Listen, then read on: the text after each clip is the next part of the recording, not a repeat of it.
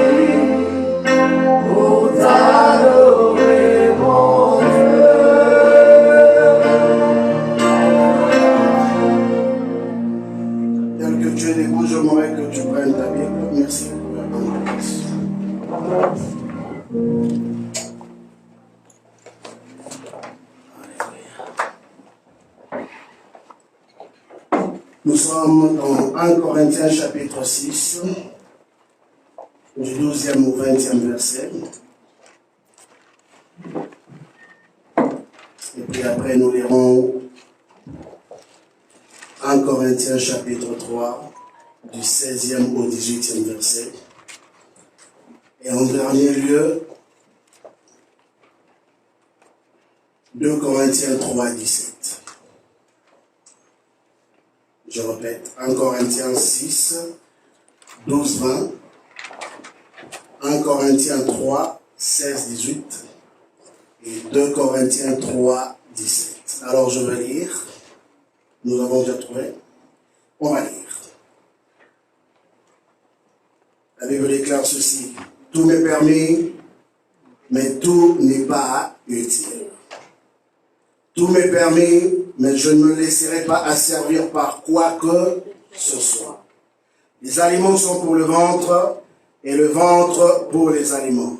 Et Dieu le détruira l'un comme les autres. Mais le corps n'est pas pour l'impudicité. Il est pour le Seigneur, et le Seigneur pour le corps. Et Dieu qui a ressuscité le Seigneur, nous ressuscitera aussi par sa puissance. Ne savez-vous pas que vos corps sont les membres de Christ? Prendrai-je donc les membres de Christ pour en faire les membres d'une prostituée? Loin de là. Ne savez-vous pas que celui qui s'attache à la prostituée est un seul corps avec elle? Car, est-il dit, les deux deviendront une seule chair. Mais celui qui s'attache au Seigneur est avec lui un seul esprit. Fuyez l'impudicité. Quelque autre péché qu'un homme commette, ce péché est hors du corps. Mais celui qui se livre à l'impudicité prêche contre son propre corps.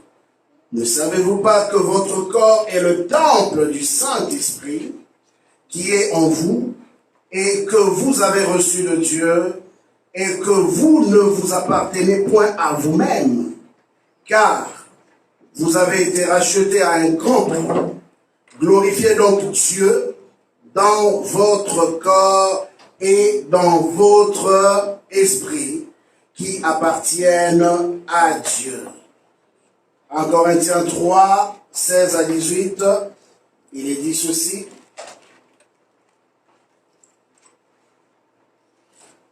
« 16 à 18.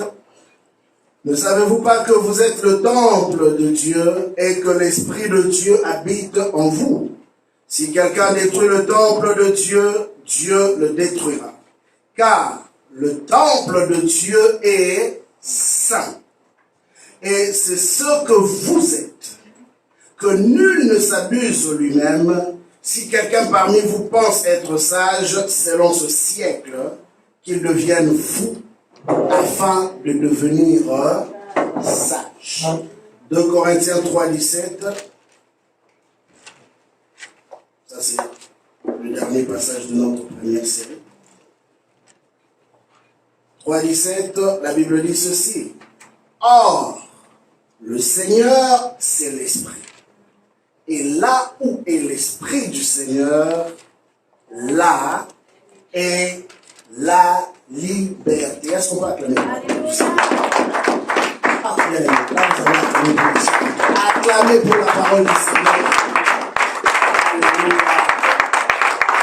Seigneur, nous te disons merci pour ta parole ce matin. Nous savons que tu vas encore nous parler. Nous disposons nos cœurs à t'écouter.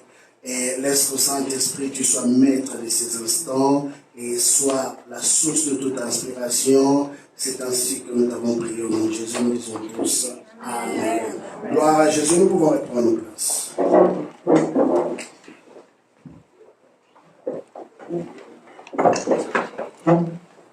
Je tiens à rappeler simplement à tout le monde et à tous ceux qui nous suivent en ligne que nous sommes en pleine campagne, que nous appelons campagne 10 000 $, en fait, comme nous l'avons expliqué, que cette campagne a pour but simplement de nous aider d'une manière à pouvoir renouveler notre système de son, parce que nous voulons offrir quand même un service de meilleure qualité à tous ceux qui nous suivent en ligne et à tous ceux qui sont présents comme vous qui êtes présents ce matin. Alors, nous encourageons tout le monde à pouvoir contribuer, même vous qui nous suivez en ligne, là où vous êtes, si vous voulez contribuer à cela, vous serez en tout cas les bienvenus et vos dons seront les bienvenus, bien sûr. Et nous voulons vraiment encourager tout le monde, surtout à ceux de la maison, à prendre cette campagne au sérieux. Il nous reste plus qu'un mois, je dirais, parce que déjà le mois d'octobre s'en va vers sa fin. Donc, il nous restera juste le mois de novembre pour pouvoir clôturer. Donc, jusque-là, le montant que nous avons récolté est pratiquement 2 500 $. Donc, ce qui veut dire qu'il nous reste 7 500 à pouvoir récolter pour faire ce que nous voulons faire par rapport au service que nous offrons au Seigneur. Amen. Alors, nous venons de lire 3 passages. C'est l'apôtre Paul qui est en train de parler à un même peuple, qui est le peuple des Corinthiens. Et il leur rappelle quelques éléments fondamentaux. Et depuis 3 semaines, nous sommes en train de parler de ce thème, Jézabel, la tueuse de destinée. Et nous avons expliqué les grandes stratégies que l'ennemi utilise simplement pour s'introduire dans la vie de l'Église ou encore dans la vie d'une personne, pour dérouter cette personne de la destinée que Dieu a établie pour lui. Paul l'apôtre, nous dira une chose très importante. Il dit que nous avons été prédestinés. Avant même la fondation du monde, nous avons été choisis par le Seigneur. Nous avons été choisis par le Seigneur pour pouvoir accomplir sa volonté.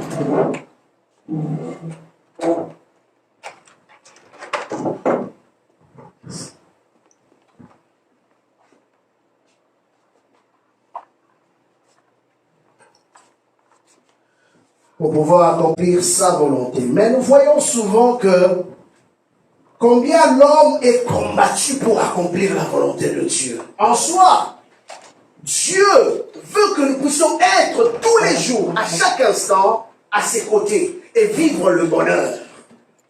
Et nous voyons bien que la Bible, quand David explique que l'Éternel était son berger, à la fin, David dira, le bonheur et la grâce m'accompagneront tous les jours de ma vie. Parce que David savait qu'un homme qui vit selon la volonté de Dieu est un homme qui ne sera jamais déçu. Et j'aime ce que un jour David est en train de dire. Il dit, j'étais jeune, j'ai vieilli, je n'ai jamais vu. C'est ces expressions-là de ces hommes de foi que j'aime. Il dit, je n'ai jamais vu. aille juste abandonné, ni ses enfants mendiants du pain. Quelle assurance cet homme avait vis-à-vis du Seigneur?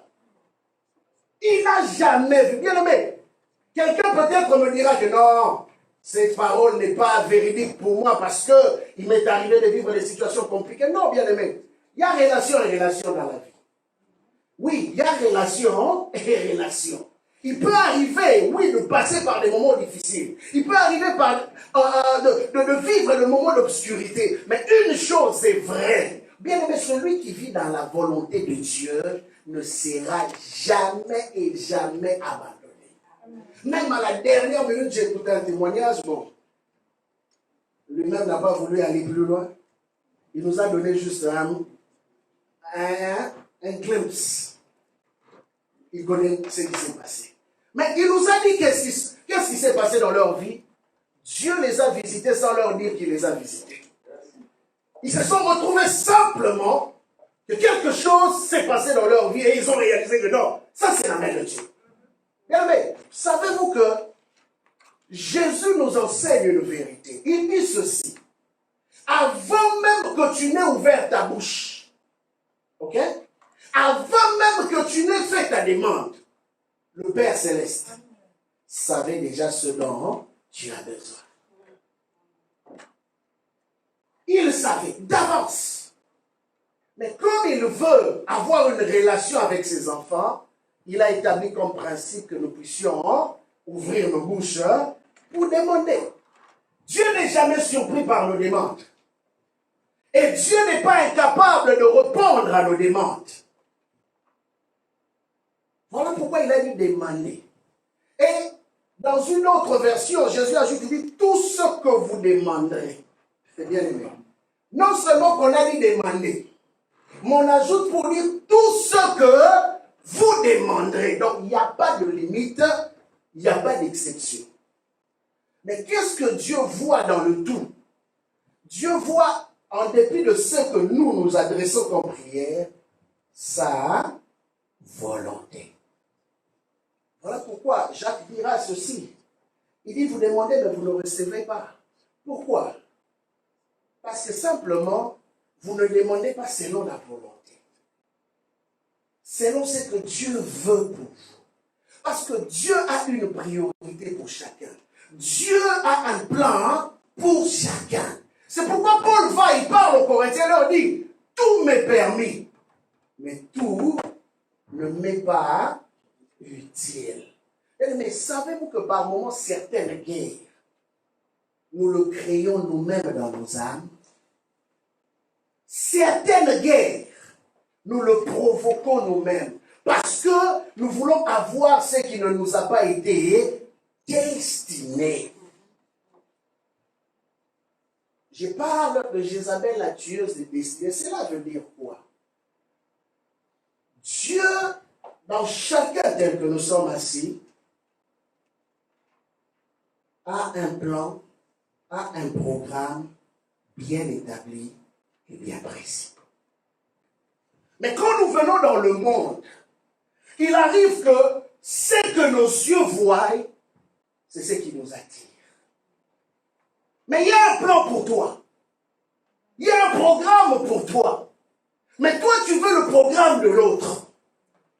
Tu veux avoir ce que l'autre a. Mais qu'est-ce qui se passe? Souvent, c'est quoi?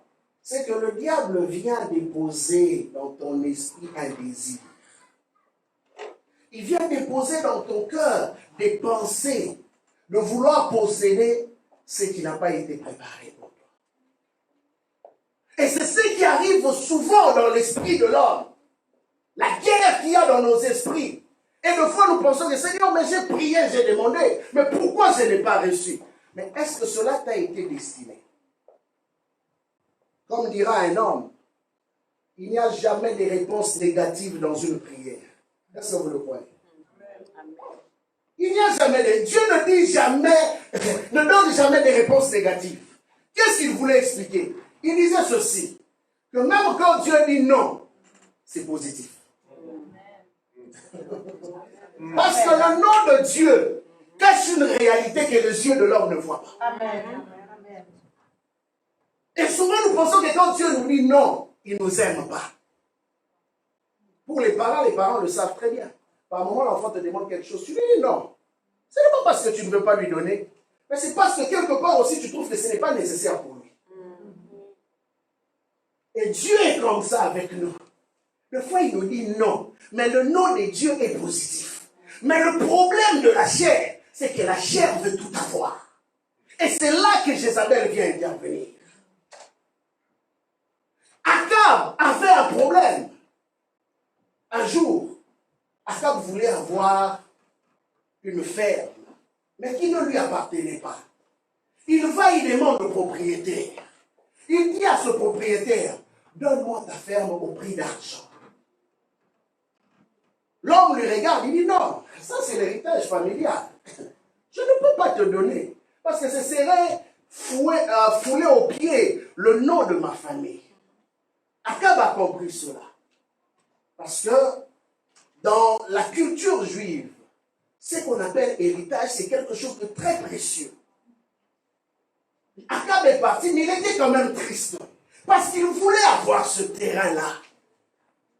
Mais, quand Akab est parti, Akab va dire cela à sa femme, Jézabel, celle qui veut tout avoir. Jézabel, Jézabel pose la question à son mari, mais pourquoi tu es aussi triste comme ça? La femme lui répond, il dit, mais non, en fait, je voulais avoir l'air étonnant, mais malheureusement, il a dit qu'il ne pouvait pas me le vendre. Jézabel regarde son mari et dit, mais n'est-ce pas toi le roi? Mais il faut faire attention à quelqu'un qui vient susciter ton orgueil. Il dit, n'est-ce pas toi le roi? Oh, mais est-ce que Akab ne savait pas qu'il était le roi? Il le savait. Mais il y a quelqu'un qui est venu pour attiser une flamme de l'orgueil dans son cœur. En lui disant, rappelle-toi que tu n'es pas n'importe qui, c'est-à-dire que personne ne peut te refuser quelque chose. Bien-aimé, il y a des gens qui, quand tu lui refuses quelque chose, ils deviennent ton ennemi. Puisque tu lui as dit non, tu deviens son ennemi. Il dit non, on doit récupérer ça, dit, on va tuer ce gars-là. Toi, tu lui avais proposé l'argent, mais moi, je vais lui proposer rien. On va prendre sa vie et on va prendre son terrain. Et ça va t'appartenir. Et cela est arrivé. Elle a tué cet homme. Mais elle ne savait pas. Akab aussi ne savait pas. Il y a des sangs qu'on ne tue pas. Il y a des personnes qu'on ne tue pas.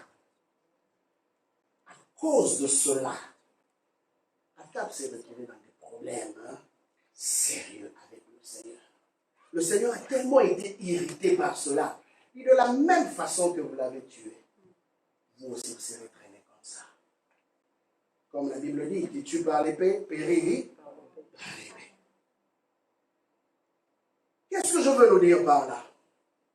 L'apôtre Paul parle aux Corinthiens parce que le peuple corinthien était un peuple qui était très problématique.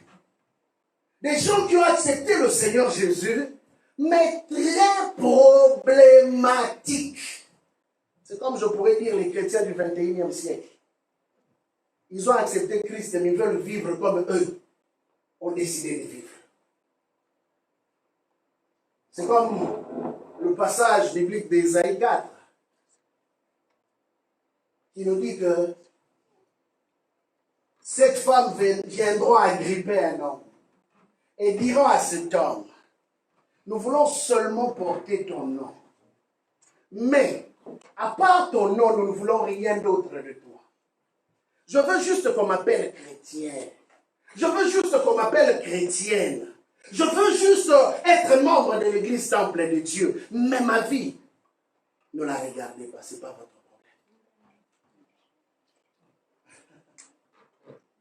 Nous voulons porter ton nom, mais nous allons nous vêtir par nous-mêmes. Nous allons manger par nous-mêmes. Donc, en d'autres termes, tu n'es mari que de nom. Savez-vous qu'il y a des maris que de nom? Il y a des familles que de nom.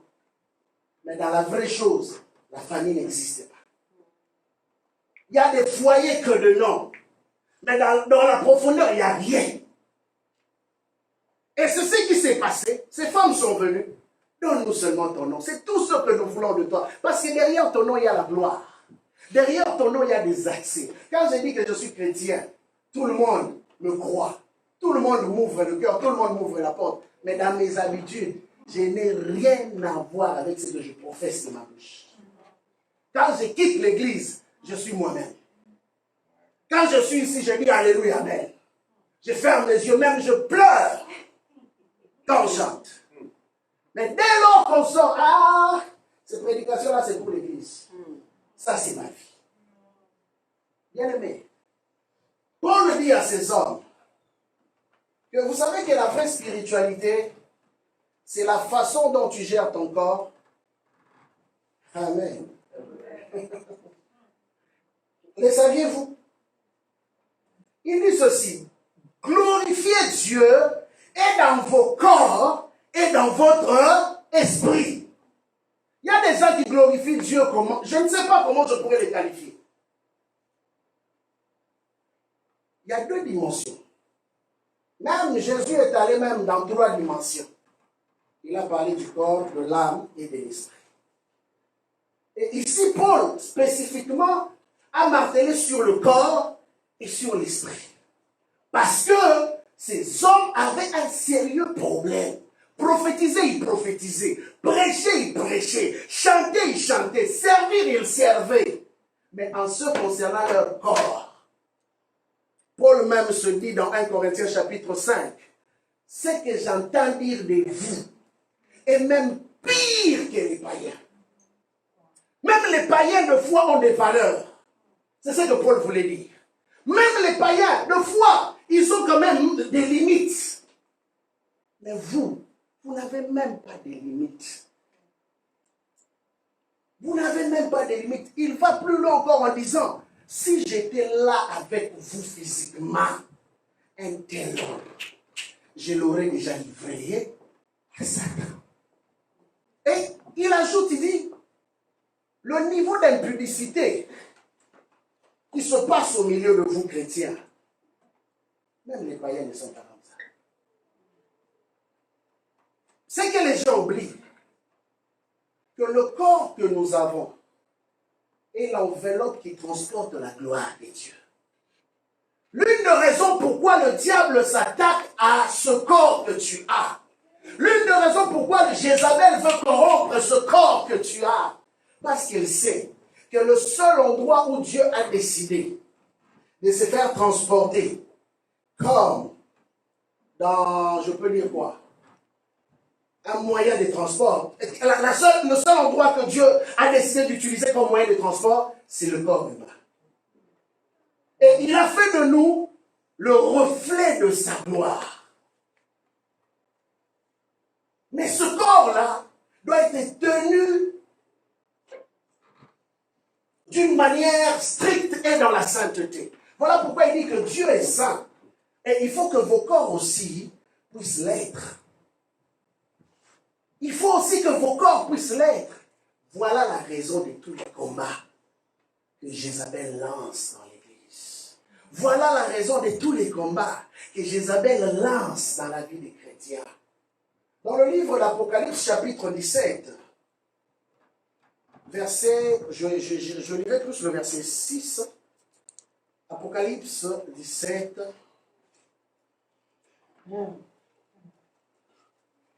Je vais revenir peut-être sur les autres passages, mais je vais lire juste le verset 6. Regardez ce que la Bible dit. La Bible dit, « Et je vis cette femme ivre du sang des saints et du sang des témoins de Jésus. » Je vis cette femme ivre du sang des saints et du sang des témoins de Jésus. Et en la voyant, je fus saisi d'un grand étonnement. Mais c'est qui cette femme? C'est la grande prostituée. La grande prostituée ne supporte pas voir les hommes vivre une vie normale. Vous savez, quelqu'un qui vit dans le mal aime aussi voir les autres faire les mêmes choses que lui. Quand tu leur dis que non, ça ce n'est pas les bonnes choses, et à toi si tu exagères, tu penses que tu es là, c'est le ciel.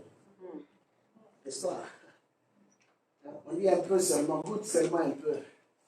Ça va passer, Dieu va te comprendre. Dieu va te pardonner.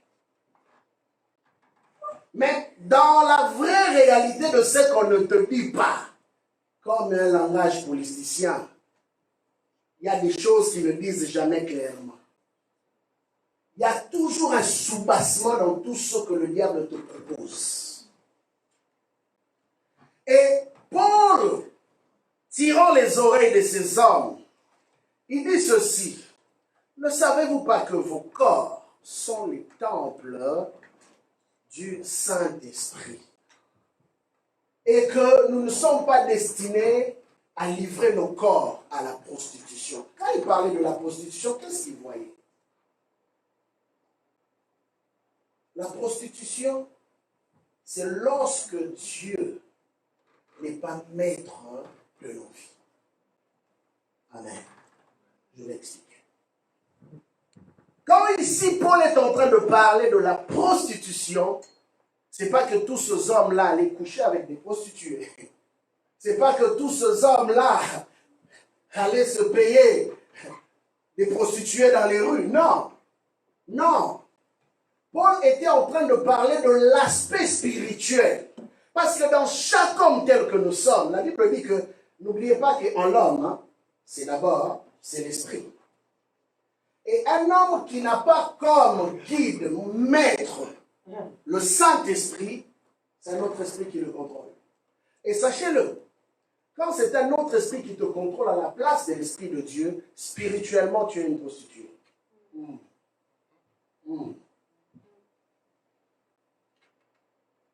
Spirituellement, c'est ce que Dieu voit en toi. Pourquoi? Parce qu'il n'est pas maître de toi. Tu ne lui appartiens pas totalement, tu le partages avec quelqu'un d'autre. Or, la Bible dit que le Dieu que nous servons est un Dieu jaloux. Passons au courant, en fait. Il y a quelqu'un. La Bible dit que le Dieu que nous servons est un Dieu jaloux. Et Dieu ne supporte pas que nos cœurs soient partagés avec une autre divinité. Dieu ne supporte pas que nous puissions avoir autre chose qui occupe nos cœurs plus que lui. Et ici il dit, celui qui se livre ou qui va avec une prostituée devient une seule chair. C'est-à-dire tu partages les mêmes sentiments. Écoutez bien, ok. Tu partages les mêmes sentiments. Tu partages les mêmes émotions. Ce qui veut dire quoi? Si l'esprit qui a eu part dans ton cœur est un esprit de méchanceté, ne soyez pas étonnés de voir quelqu'un qui parle en langue mais qui est méchant. Ne soyez pas étonnés de voir quelqu'un qui parle en langue mais qui est impudique. Ne soyez pas étonnés de voir quelqu'un qui parle en langue mais escroc. Pourquoi? Parce que l'esprit qui habite en lui, c'est l'esprit d'escroquerie. Ne soyez pas étonnés de voir quelqu'un qui parle en langue mais qui est orgueilleux. Parce que tu n'es que le reflet de ceux qui te possèdent.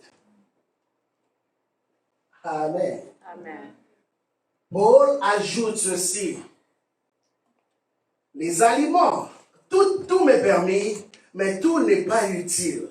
Tout m'est permis, mais je ne me laisserai pas asservir par quoi que ce soit. Je ne me laisserai pas asservir. L'asservissement, c'est quoi? C'est quand on est dominé ou quand on est esclave de quelqu'un ou de quelque chose. Bien aimé, il y a beaucoup de personnes qui veulent vivre une vie libre. Il y a beaucoup de personnes qui veulent aller loin, mais qui n'ont pas encore divorcé. Hein? Ils veulent progresser avec le Seigneur. Ils veulent faire des expériences spirituelles, mais ils n'ont pas encore divorcé. Ils sont encore mariés. Quand Dieu vient, il dit, mais où est ma place de mari dans ton cœur? Parce que je trouve un autre mari à ma place. Jésus a posé la question à la femme samaritaine. Où est ton mari? En d'autres termes, qu'est-ce que Jésus lui disait? Oh, Jésus voulait simplement lui dire que le vrai mari que tu es supposé avoir n'est pas là. Et la femme était sincère, a répondu à Jésus, je n'ai pas de mari. Au moins elle savait reconnaître que non, je vis avec quelqu'un. Mais dans la vraie réalité, ce n'est pas le mari. Oui, bien aimé. Vous savez, quelqu'un qui est sous le contrôle d'autre chose que le Seigneur reconnaît que ça, c'est pas lui. Je parlais avec l'une de mes sœurs. Et on est en train de faire une analyse. Je sais qu'il y a une sœur de l'église ici qui me l'a dit aussi une fois. On était en train de faire une analyse. On dit, mais qu'est-ce qui se passe? Pourquoi il arrive que, des fois, quand tu enseignes ton enfant, l'enfant est dans l'apprentissage, n'est-ce pas? L'enfant ne connaît pas. C'est toi le papa ou la maman qui doit lui apprendre. Mais tu traites l'enfant comme si c'était un adulte qui maîtrisait tout. Et quand l'enfant ne comprend pas, tu commences à le blâmer sérieusement. Autrefois, je me suis retrouvé en train de blâmer ma fille, mais je me suis dit, mais est-ce que je suis normal? Sérieusement. Et ma femme même est venue me dire, mais ce que tu as fait là n'est pas correct. Et je me suis rendu compte que ce n'était pas correct. Mais vous savez quoi? Quand on grandissait, c'est comme ça qu'on nous enseignait. Et quand tu ne comprenais rien, tu avais une petite chiplouk sur la tête. Ah! C'était terrible. Mais on se retrouve en train de reproduire des choses que nous ne sommes pas supposés faire. C'est l'une des raisons pourquoi vous retrouvez qu'à un moment donné, nos enfants, ils préfèrent aller trouver des gens de l'extérieur pour leur parler. Parce qu'eux au moins les écoutent. Quand ils viennent chez papa, hé, c'est quoi? Mais dis-toi pourquoi? Qu'est-ce que j'ai fait? Ah, bien, bien, ces choses sont sérieuses. Moi-même, je me suis senti mal. J'ai dit, mais pourquoi j'ai fait ça? Et pendant que ma femme me parlait, je n'ai même pas réagi. Je crois qu'elle a dû remarquer. Je n'ai dit mot. Je suis juste sorti, je me suis habillé, je suis allé les accompagner à l'école. Mais tout le long, j'étais en train de réfléchir. J'ai dit, mais qu'est-ce que j'ai fait? Parce qu'elle ne connaît pas, elle apprend. Bien aimé, il y a des habitudes, il y a des comportements que si toi-même tu ne te rends pas compte et tu ne décides pas de t'en débarrasser, tu vas demeurer esclave de certaines choses que tu as héritées, de mauvaises choses. Paul dit, je ne me laisserai pas asservir. Il y a des choses qu'il faut refuser, bien aimé. Oui, ce n'est pas parce que tout le monde l'a fait, tout le monde a éduqué les enfants comme ça, tout le monde a été brutal, que nous aussi on doit l'être. Les parents n'ont pas de relation avec les enfants. Comme nous, on sait que on doit vous donner des noms à vos parents. Rambo, commandant, tout ce que vous voulez. Quand il est entré, pipi, tout le monde est dans la chambre. Il n'a rien dit. Pipi seulement. Tout le monde est dans la chambre. Pourquoi il n'y avait pas de relation? Vous n'aviez pas le temps de vous asseoir, de discuter. Papa se pose, comment s'est passée la journée? Non. Et à l'école, tout ce qu'on te demande, c'est l'école. À part l'école, il n'y a pas de vie. Ah oui, beaucoup se retrouvent dans cette journée. Et on a grandi avec ce manque-là, ce défaut-là, et qui est devenu une seconde nature, sans le vouloir. La plupart des parents pensent que pour être un bon père, je ne parle jamais avec mes enfants. J'ai les pieds sur la table, je regarde la télé. Là, les enfants vont tourner, ils vont se limiter dans la chambre. Mais là où les papas est, ils ne viendront jamais. Là où la maman est, ils ne viendront jamais. Et on se donne pourquoi on se retrouve avec des enfants qui sont à l'âge adulte, qui ne savent pas préparer. Ah, là je parle, maman. J'ai juste ouvert le parenthèse. Vous vous étonnez des enfants à l'âge adulte qui ne savent pas préparer. Est-ce que c'est normal? Pourquoi? Parce qu'il y a un problème de relation avec lequel nous avons grandi et qui devient un problème pour nous aussi. on ne sait pas donner au suivant. Pourquoi? Parce que nous, on ne nous a pas donné. On nous a éduqués pour réussir. On nous a éduqués pour être bon à l'école. Mais au niveau social, on ne nous a rien dit. On ne nous a rien dit. Mais quand tu poses la question, tu vas voir aussi qu'eux aussi, on ne leur a rien dit. C'est pas de leur faute. Ils ont grandi comme ça. Donc, ils n'ont fait que reproduire. Bien aimé, aujourd'hui que nous sommes chrétiens, il y a des choses dont nous devons remédier. Il y a des choses que nous devons changer dans nos maisons. Paul dit, je ne me laisserai pas asservir. Regardez l'histoire d'Israël. À chaque fois que Dieu les blâmait, Dieu leur disait toujours, vos pères ont fait ceci, et vous aussi vous faites pareil. Pourquoi c'était de génération en génération que ces choses se reproduisaient? Il y a des chrétiens qui ne croient pas à ces choses. Il y a des chrétiens qui disent que non, je suis en Christ, ça a changé. Mais tu vas remarque bien ton comportement. Tu vas constater qu'il y a des choses de tes parents que tu reproduis. Malgré toi. Je ne me laisserai pas asservir. Je dis que c'était une parenthèse. Je rentre dans la matière. Alors, Paul dit, les aliments sont pour le ventre et le ventre pour les aliments. Et Dieu détruira l'un comme l'autre, comme les autres. Mais le corps n'est pas pour l'impudicité, il est pour le Seigneur et le Seigneur pour le corps. Ok. Je m'arrête là. Bien aimé, là j'aimerais vraiment attirer notre attention. Pour comprendre que le système dans lequel nous vivons aujourd'hui, la plupart des combats que les gens ont, la plupart des difficultés que les gens rencontrent, trouvent leur source là-dedans.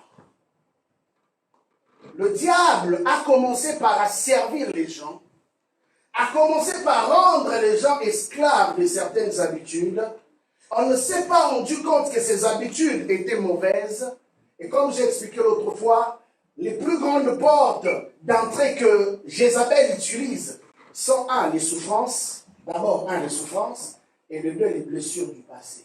Souvent des enfants qui ont grandi avec des blessures, souvent des enfants qui ont grandi avec un manque, finissent par devenir des candidats potentiels pour être utilisés par le diable. Bien aimé, j'en ai vu beaucoup. Beaucoup et beaucoup. Simplement parce qu'ils ont grandi dans des familles déréglées. Simplement parce qu'ils ont grandi avec un manque, quelque part, d'amour, un manque de quelque chose de fondamental qui a détruit leur estime. Et à cause de cela, le diable, en voyant sa générale, l'esprit de Jézabel, qui vient maintenant pour commencer à séduire cette personne et l'emmener à pouvoir commettre des choses qui sont à l'encontre de la volonté de Dieu. Et de fois, quand tu viens parler à ces personnes, qu'est-ce qui s'est passé? À cause de ce manque qu'ils ont connu dans leur vie, le diable a emmené ces personnes à rejeter toute forme d'abord d'autorité. Et quand une personne n'est plus capable de rejeter, d'accepter l'autorité établie par Dieu, il est difficile que cette personne-là soit conduite. Et automatiquement, quand quelqu'un ne peut plus être conduit en se soumettant à une autorité, il est difficile que cette personne-là ressorte ou donne le meilleur de ce qu'il a comme potentiel. Et c'est comme ça que vous allez constater, même les grands artistes, lisez leurs histoires. Les grands artistes qui sont passés dans ce monde, j'aimerais même citer même les artistes séculiers qu'on a connus, qui ont bougé le monde. Regardez comment ils sont morts, regardez comment ils vivaient, à l'instar de Michael Jackson, l'autre, Whitney Houston, tout ce que vous pouvez, Marilyn Monroe et tout le reste. Regardez comment ces personnes sont mortes. Ils avaient des talents, mais ils avaient une vie déséquilibrée. Bien aimé, aujourd'hui, j'aimerais t'emmener à comprendre que Dieu qui t'a choisi, a choisi ta personne pour que tu sois son temple. Et en étant son temple, Dieu t'a prédestiné pour pouvoir manifester sa gloire à travers toi. Ce qui veut dire, l'objectif principal de Dieu, c'est de couper le pont d'abord numéro 1 avec ton passé. Parce que souvent ce que l'ennemi utilise, c'est le passé. C'est qu'on m'a fait dans le passé. C'est que j'ai subi dans le passé. Les choses qui m'ont blessé dans le passé. Et on reste tellement là-dedans. Bien, mais imaginez-vous que de fois dans les délivrances, vous priez pour quelqu'un, vous voyez l'image de la personne quand la personne était encore enfant. Donc il veut dire, la personne peut avoir 40 ans aujourd'hui, 45 ans aujourd'hui, mais dans l'esprit ou dans son esprit, la personne reste encore enfant. C'est-à-dire quoi? Que la personne n'est jamais sortie de la prison de son enfance. Ce qui fait que tout ce que la personne est en train de faire se refait à son passé. Parce que la personne est encore esclave. Et la meilleure façon pour que le diable garde cette personne-là, le diable utilise un péché. Un péché dont il connaît la force et le pouvoir sur le mental et sur le physique de l'homme. C'est le péché de l'impudicité. La Bible dit toutes sortes de péchés qu'un homme puisse commettre, reste en dehors. Je n'encourage pas, mais quelqu'un peut mentir, peut insulter, quoi d'autre? Voler. Ça reste extérieur à son corps. Mais quelqu'un qui commet l'impudicité, il fait quoi? Il pêche d'abord contre son propre corps. Il donne accès des informations de sa personne à une autre personne. Souvent, qu'est-ce qui se passe? Cette porte ouvre la porte à d'autres démons. C'est pourquoi c'est l'une des grandes portes que l'ennemi utilise. Regardons aujourd'hui dans tous les pays développés. S'il y a un péché qu'on utilise le plus au niveau cinématographique, au niveau publicité, et tout ce que vous connaissez, les médias sociaux, c'est le péché d'impudicité. J'ai remarqué depuis un temps, à un moment donné même, ça commence à énerver. Même sur ton Facebook, tu remarques des invitations des gens que tu ne connais pas. Et si tu commets l'erreur d'ouvrir cela, tu vas voir des choses qui sont interdites. Où la personne te dit, elle se présente. Moi, je suis comme ça, moi, je suis comme ça, moi, je suis. Mais est-ce que moi, je t'ai demandé de me faire la demande? Tu n'as pas besoin d'inviter le diable. Il s'invite lui-même. Mais il s'invite dans les choses que tu utilises souvent. C'est pourquoi je disais autrefois, dimanche passé, qu'il utilisera toujours les portes légales pour avoir accès. Et c'est comme ça que, bien aimé, pour tous ceux qui ont Facebook, nous avons des enfants qui ont Facebook. Tout le monde a Facebook aujourd'hui. Mais remarquez maintenant, un faible d'esprit, on vient lui dire que je suis disponible pour toi. Il ne connaît pas Dieu, ou peut-être qu'il connaît Dieu, mais qui n'est pas encore enraciné. Va peut-être aller et va commencer à voir les photos, et on vous donne un lien, on vous dit, si tu veux me voir, va dans ce lien-là. Et là, j'ai posté toutes mes photos où tu vas voir mes vidéos. Mais par curiosité, nous avons une génération que quelqu'un a appelée une génération Android. Une génération très connectée. Qu'est-ce qui va se passer quand l'enfant va aller dans ce lien? Ou l'adulte même, je ne parle pas seulement de l'enfant, parce qu'il n'y a pas que les enfants qui tombent, même les adultes. Quand il va aller dans ce lien-là, ce qu'il va voir va faire quoi? Va rester dans son esprit. Et automatiquement, va commencer à susciter dans son corps des désirs pour le pousser à aller faire ce qu'on lui propose de faire. C'est pourquoi Paul rappelle ces hommes. Il leur dit, bien aimé, faites attention. Tout péché que tu commets reste extérieur à ton corps. Mais celui qui commet le péché d'impudicité pêche contre son propre corps. Et en plus, non seulement qu'il aura péché contre son propre corps, mais qu'il n'oublie pas un fait. La Bible dit, les deux deviendront une seule chair. Oh, c'est là la grande problématique. Les deux deviendront une seule chair. Bien aimé, imaginez maintenant que tu rencontres quelqu'un qui est possédé jusqu'à la moelle épinière. Et que toi, tu dis simplement, oh, c'est une fois seulement. Comme aujourd'hui, là, on voit souvent dans les parties de travail. Ça se passe souvent ici, dans les parties de travail. Au fête de Noël, les employés sortent ensemble. Et puis après, il y a des histoires. Oh, c'est juste pour une soirée. Après, on oublie. Mais tu ne sais pas ces comptes déposés. Une soirée, c'est fini. Après, tu dis, oh, bon, c'est fini. Ma femme ne va pas savoir, mon mari ne va pas savoir. Mais après, celui qui sait tout, voit qu'à partir de ces jours-là, c'est là que les problèmes de ta vie ont commencé. Parce que la personne qui se livre aussi gratuitement comme ça et facilement, tu ne sais pas, peut-être que c'est une envoyée. Oh bien aimé, j'ai connu quelqu'un. Je dis ça, je vais donner juste un exemple. J'ai connu quelqu'un qui était très utilisé par le Seigneur, très utilisé par Dieu, très puissant dans le service. Mais pour avoir été avec une personne seulement, je dis bien une personne, toute sa vie a été complètement bousillée. Et ma conclusion, j'ai dit non, cette personne-là, sûrement qu'elle était venue de l'enfer. Savez-vous qu'il y a des gens qui viennent uniquement pour faire tomber les autres? C'est ça leur mission. Quand Jézabel entre dans une église, la première des choses qu'elle combat, c'est la vie de prière.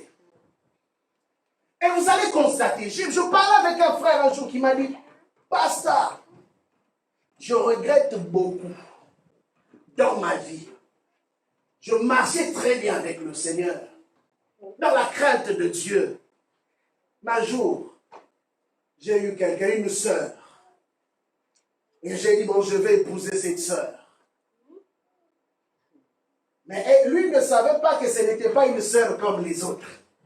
Parce qu'il y a sœur et sœur. Il y a aussi frère et frère. Et tellement qu'il aimait la sœur. Frère très amoureux. Quand ils aiment là, ils oublient même. Oh, ils lisent même plus la Bible. Hein.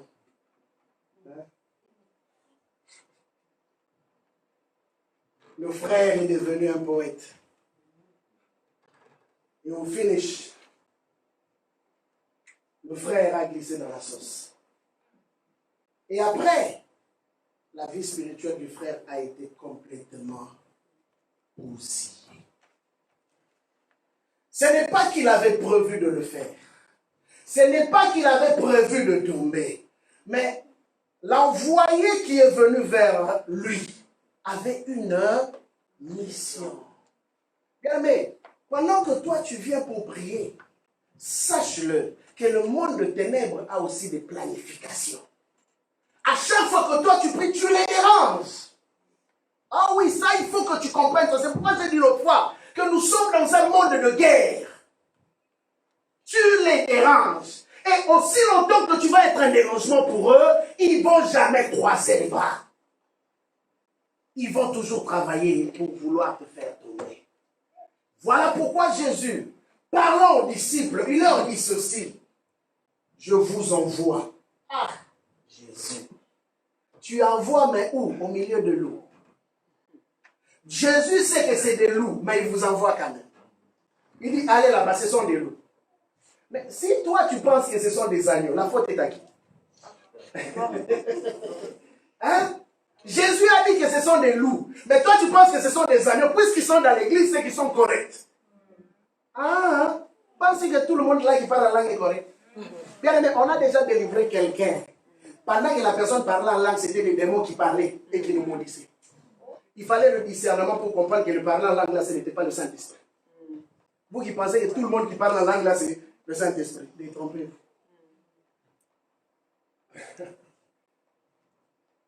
Jésus a dit, ce sont de loups. Mais vous, je vous demande une seule chose. Soyez prudents. Bien-aimé, si tu tombes par manque de prudence, ce n'est pas la faute du Saint-Esprit. Ce n'est pas la faute de l'Église temple de Dieu. Ce n'est pas la faute du pasteur. C'est toi-même qui as fait tomber les balises. Et c'est là que l'ennemi va renforcer ses forteresses pour vouloir te garder encore dans ce piège-là. Jésus dit, soyez prudents comme des serpents et sages comme des colombes. Voilà pourquoi j'ai dit l'autre fois, même les relations que nous entretenons doivent être des relations sages. Bien aimé, quand tu vois que le frère avec qui je suis, la sœur avec qui je suis ne m'emmène nulle part, pourquoi tu vas continuer à être avec le frère? Tu penses que ça c'est de l'amour? Des fois il y a des chrétiens qui sont naïfs. Excusez-moi, mais c'est ça. Qui sont naïfs et qui pensent que tout le monde est spirituel, tout le monde aime Dieu. Mais il y a des gens, quand ils te voient prier, ils ne sont pas contents. Ils se disent comment faire pour détruire sa spiritualité. Mais la meilleure façon pour détruire la spiritualité de quelqu'un, il faut se rapprocher de lui. Il faut se rapprocher. Je dois devenir ton ami. Je dois m'intéresser aux choses dont tu t'intéresses. Et quand tu me feras confiance, c'est seulement au niveau où ton cœur va s'ouvrir. Tu dis, ah lui vraiment c'est mon frère. Tout ce que tu lui dis. Il y a une soeur qui m'a dit un jour, elle dit, mais je ne comprends pas. À chaque fois que j'ai un fiancé, quand je l'ai dit à telle soeur, mon fiançailles, piou, tombe là. Tu ne comprenais pas. Tu étais en train de parler à la mauvaise personne. On ne dit pas tout à tout le monde. Ah oui. J'insiste là-dessus, on ne dit pas tout à tout le monde. Ayez le discernement. Ayez le discernement. La Bible dit, celui qui sort avec une prostituée devient une seule chair. Ne savez-vous pas que vos corps est le temple du Saint-Esprit? Bien aimé, combien de fois il nous arrive d'attrister le Saint-Esprit de Dieu parce que nous avons mal utilisé nos corps. Les gens veulent qu'on leur donne des prophéties. Mais sachez-le, on ne prophétisera pas pour vous chaque jour. Ah oui. L'église n'est pas un rassemblement des diseurs ou des diseuses de bonne aventure. Il y a un temps où on prophétise. Il y a un temps où ce qu'on t'a dit dans la prophétie, il faut le mettre en application. Mais il y a des gens qui sont tellement assoiffés, qui veulent qu'on prophétise. Même le diable va prophétiser sur toi. Ah oui. Même le diable. Vous savez pourquoi? Quand le diable sait que tu aimes le domaine de la prophétie, on t'enverra des faux prophètes. Et les faux prophètes auront pour objectif de te dérouter de la voie du Seigneur. Et après, quand tu vas dire, mais le Seigneur m'a menti, il m'avait dit ça ne s'est pas accompli. Le diable sera en train de rire. Et Dieu sera triste, il va te dire, quand est-ce que je te dis ça? Et tu vas commencer à accuser Dieu. Tu vas être frustré contre les prophètes. Tu vas être frustré contre l'Église. Mais en réalité, Dieu n'a rien à voir avec ça.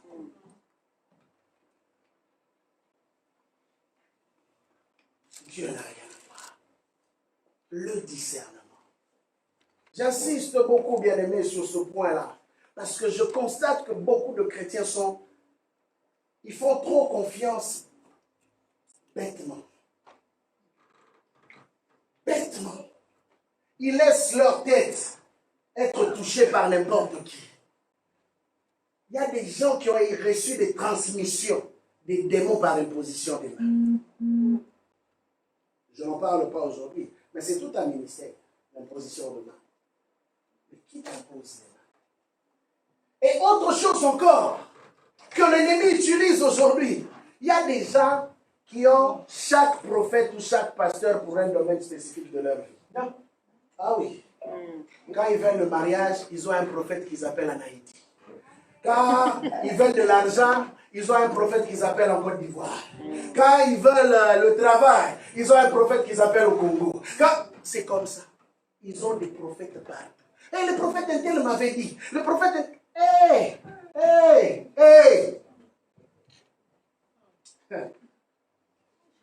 Et au final, vous savez qu'est-ce qui se passe avec ces prophètes-là? Ce qui me fait rire, c'est qu'ils finissent toujours par te dire que Dieu m'a dit, tu dois faire une bonne offrande. C'est ça qui est intéressant. L'offrande là que vous ne donnez pas dans vos églises, mais vous êtes capable d'aller donner ça auprès de vos prophètes téléphoniques. Il y a un frère qu'on a bouffé 30 000 euros comme ça. Son église était dans des problèmes sérieux.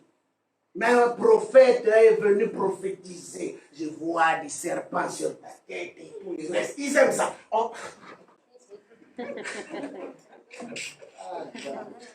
Lisez la Bible, bien-aimés. Nous croyons à la prophétie, bien-aimés. Elle est de Dieu. Mais ne soyez pas manipulés. Et le frère a sorti 30 000 $ comme ça. Pendant que son église était dans des problèmes. Et vous savez quoi? Le prophète là, lui a dit que c'est pour les instruments de l'église. Comme nous on fait là. Et la femme du prophète a commencé à constater seulement. Le prophète changeait tous les jours. Oh. Mais le gars ici, on n'a pas d'argent. Mais où est-ce qu'il trouve l'argent pour s'habiller? Il n'a rien dit à sa femme. Et comme Dieu, on a toujours dit, Dieu ne dort pas. Amen. Dieu ne dort pas. Un jour, le frère appelle. Et au lieu de tomber sur le prophète, il tombe sur la maman pasteur. Et il pose la question. Oh, maman pasteur, vous avez reçu l'argent des instruments que j'ai envoyés?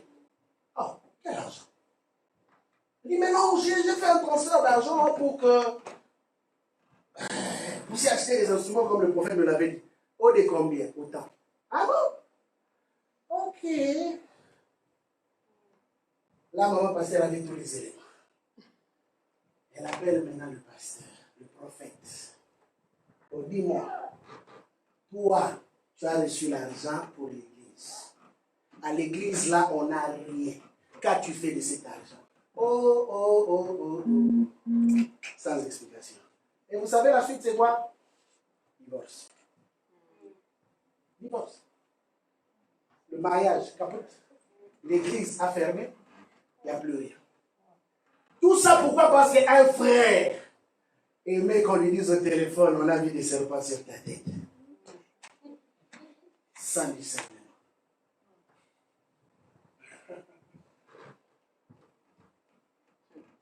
Bien-aimés, restez fidèles dans l'appel que Dieu a placé dans vos vies. La Bible dit, n'abandonnez pas vos assemblées. Je ne dis pas, nous croyons à toute personne à qui Dieu a déposé une grâce particulière. Mais la Bible dit, n'abandonnez pas vos assemblées. Ne soyez pas de ceux qui courent derrière les hommes. Apprenez à écouter le Saint-Esprit. Parce que de nos jours, même depuis le temps de la Bible, l'apôtre Jean dit qu'il y a plusieurs antéchrists et plusieurs faux prophètes qui sont maintenant au milieu de vous. Bien sûr, il y a plusieurs docteurs, plusieurs faux apôtres, plusieurs faux pasteurs aussi. Mais il y en a aussi des vrais qui travaillent dans la crainte du Seigneur. Et ça prend que quand vous découvrez cela, bien-aimés, que vous restez attachés. Restez attachés. Parce que celui que tu suis peut t'ouvrir la voie vers ta bénédiction, tout comme peut t'ouvrir la voie de la bénédiction. Vous savez, Jésus a dit aux pharisiens, vous-même, vous n'entrez pas au paradis. Et vous empêchez même aux autres de pouvoir entrer. Bien aimé, penses-tu que si tu suis quelqu'un que lui-même ne connaît pas Dieu, il a des problèmes avec Dieu, des contentieux, et toi tu le suis, penses-tu que où est-ce qu'il peut t'emmener? Où est-ce qu'il peut t'emmener? Savez-vous qu'il y a des personnes qui se sont ramassées avec des problèmes pour avoir suivi de mauvaises personnes? Pour avoir suivi des mauvaises personnes. pour avoir reçu des impositions des mains des personnes qui avaient des contentieux avec Dieu. Je me rappellerai encore de ça. Un homme qui avait été livré à Satan dans son église parce qu'il avait escroqué l'argent. Il vient ici, à Montréal. Il devient bishop. Et en l'espace d'une année, c'est ça de quoi des choses qui me font mal. En l'espace d'une année, l'église avait plus de 300 personnes. Dans cette église délivrance du 1er janvier au 31 décembre. Donc il n'y a que des témoins et des témoins dans cette église. Je me pose même la question si c'est lui qui transférait ses propres biens.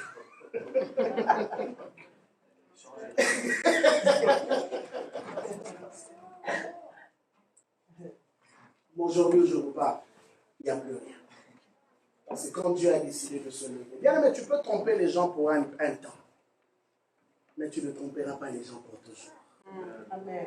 Un jour, quand Dieu a décidé de se lever, la catastrophe est arrivée. C'est pour dire ceci ce matin. Regarde bien ta vie. Regarde bien ta marche avec le Seigneur. J'insiste là-dessus. Là, j'ai donné des exemples des hommes qui portent la parole, qui ont le ministère. Mais je parle aussi des chrétiens et des chrétiennes qui viennent entrer dans la masse des églises, donnant l'impression qu'ils sont convertis, mais qu'ils ne le sont pas. Et c'est eux qui créent beaucoup de troubles dans les églises. Une chose est sûre, à un moment donné, le maître de la maison se levera. À un moment donné, le maître de la maison va frapper. À un moment donné, le maître de la maison enverra son jugement. À un moment donné. Dieu ne laissera jamais l'injuste être impuni définitivement. Voilà pourquoi quand la Bible nous appelle à la conversion, bien aimés, convertissons-nous réellement. Changeons de voie réellement. Bien aimé, tu peux tromper le pasteur Noé, c'est un homme. Mais tu ne peux pas tromper Dieu. Tu peux tromper ton frère ou ta soeur qui est assise à côté de toi. Mais tu ne peux pas tromper Dieu. Il voit tout. Prends ta vie chrétienne au sérieux. Parce que sinon tu deviendras l'instrument potentiel que le diable va commencer à utiliser pour détruire les autres. Savez-vous ce genre de personnes-là qui connaissent tous les versets bibliques et toutes les prédications? Ils peuvent t'expliquer tout. Ils pensent tout connaître. On ne peut rien leur dire. Parce qu'ils maîtrisent la parole. Quand Dieu parlait, eux, ils étaient là à côté assis. Les conseillers spéciaux. Donc tu ne peux même pas leur prêcher. En verset inter, dès que toi tu commences, il finit déjà la phrase. La Bible dit, le royaume de Dieu est pour les enfants. Si moi je me rends compte que ma façon de me prendre avec ma fille n'était pas correcte, c'est pour dire qu'à tous les jours, nous devons checker nos cœurs. À tous les jours, nous devons vérifier l'état de nos âmes. David pouvait dire, sonde-moi et connais mon cœur. Toi, est-ce que tu connais ton cœur? Paul est allé même plus loin. Ça, cet homme-là, je l'ai trouvé particulier. Il dit, ma conscience même ne me reproche de rien. Alors si je te pose la question, que te dit ta conscience? Temple de Dieu. Que te dit ta conscience? Celle que ta conscience te demande de changer, change-le. Parce que si tu ne le changes pas, tu deviendras une forteresse qui va commencer à abriter les démons. Vous serez surpris de voir. C'est pourquoi Jésus a dit, je me rappelle comme ça, que plusieurs viendront à moi le dernier jour et diront, Seigneur, Seigneur, Seigneur, Seigneur, nous avons prophétisé en ton nom. Nous avons prêché en ton nom. Nous avons fait ceci ou cela en ton nom. Mais, je m'étais toujours posé la question, pourquoi Jésus répondra, en leur disant que je ne vous ai jamais connu. Il n'a pas dit je ne vous connais pas. C'est une nuance. Quelqu'un qui te dit, je ne te connais pas. Et quelqu'un qui te dit, je ne t'ai jamais connu. Donc la personne te signifie que dans ton existence, tu n'as jamais existé pour moi. Dans ton service, tu ne l'as jamais fait pour moi. Dans ta prédication, tu n'as jamais prêché pour moi. Dans ta chanson, tu n'as jamais chanté pour moi. Oh, bien aimé. Parce que quand Dieu regarde, il voit un autre esprit qui est maître. Voilà pourquoi il les a appelés les prostituées. Les prostituées sont ces personnes qui sont sous la gouvernance d'un autre esprit, qui est le Saint-Esprit. Est-ce que tu peux prier avec moi ce matin? Acclame le Seigneur.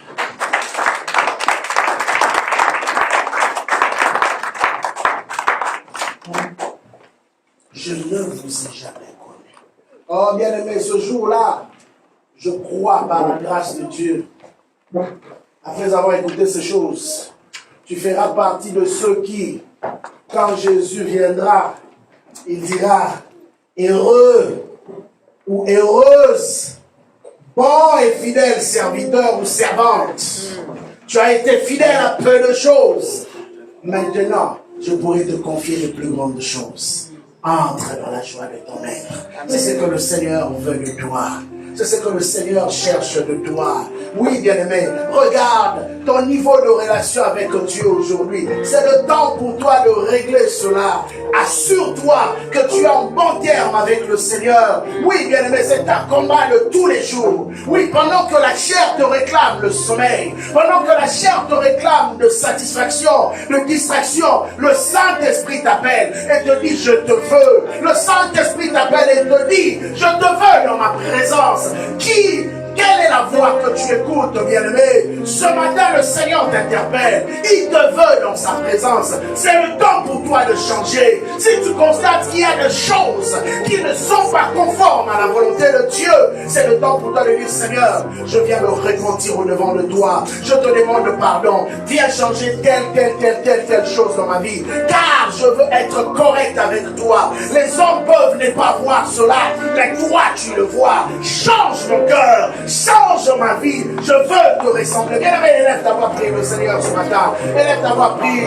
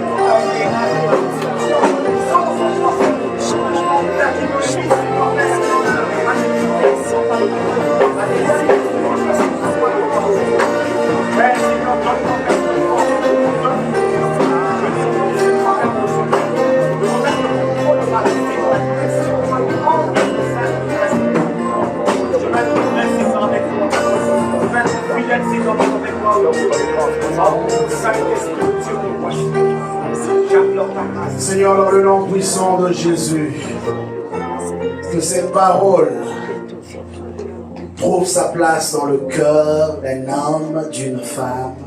Ceux qui sont ici présents, ceux qui sont connectés en ligne, que ta main puissante puisse les visiter. Seigneur, restaure les cœurs. Ramène nos cœurs vers toi.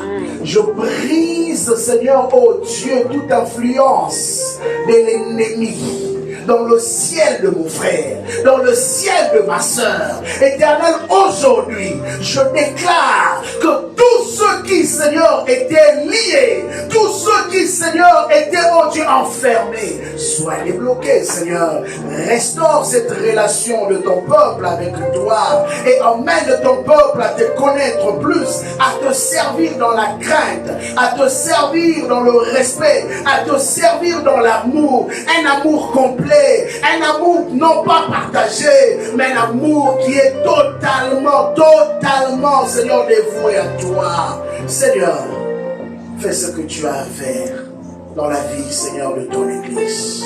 C'est le temps, Seigneur, pour que tu puisses te révéler dans le cœur de chacun. Je n'ai pas dit ces choses pour condamner, mais j'ai dit ces choses telles que tu me l'as envoyé pour éclairer un homme, pour éclairer une femme. Seigneur, parce que tu veux que la liberté soit dans la vie de ton peuple, Seigneur. Car la Bible dit, là où est l'Esprit de Dieu, là aussi se trouve la liberté. Seigneur, que mon frère soit libre, que ma soeur soit libre dans son fonctionnement. Je brise toutes les forteresses que l'ennemi avait érigées pour étouffer, pour détourner, Seigneur, ton peuple de sa destinée. Et je prie qu'aujourd'hui, Seigneur, quelque chose de nouveau prenne place. C'est ainsi que nous t'avons prié au nom de Jésus. Amen. Amen. Soyez bénis.